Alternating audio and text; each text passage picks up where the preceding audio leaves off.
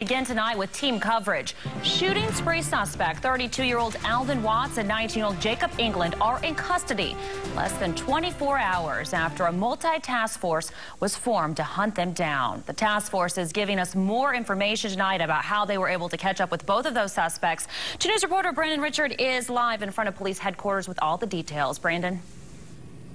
Well, Marla, 30 investigators were assigned to this case. They were divided up into 2 teams. One team was in charge of doing all the research. The other team was on the ground pounding the pavement. Now, that certainly helped a lot, but ultimately it was a tip through the police hotline that led to the capture of the 2 suspects. In fact, authorities say they received several Crime Stopper tips that gave them the names, of both suspects, roommates Jake England and Alvin Watts. Now, undercover officers were able to position themselves at a home in Tulsa where they believed both men would show up.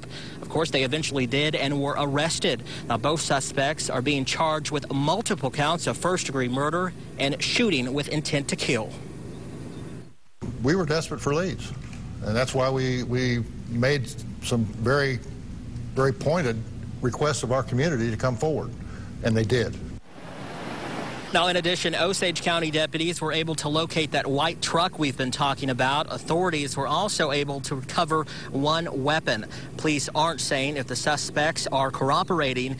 They say even though they have both suspects in custody, it's still very early on in the investigation as they try to piece together what happened. The FBI also says it's still too early to determine whether or not this was a hate crime. We're live in downtown Tulsa. Brandon Richard, 2 News works for you. Thank you, Brandon. And as police investigate a motive, a series of Facebook posts could explain what one alleged suspect was thinking that day. Jacob England's father, 47-year-old Carl England, was shot and killed during an argument at the Comanche Park Apartments back in April of 2010. Almost 2 years to the day of when the recent shootings happened. Back in April of 2010, the alleged gunman was Pernell Johnson, a 38-year-old African-American man. For that reason, the NAACP has questioned whether Friday's shootings were a hate crime. In a Facebook post, Jacob England writes about how it's been hard since his dad's been gone. He says, "Today is 2 years that my dad has been gone and shot. It's hard not to go off. I'm gone in the head."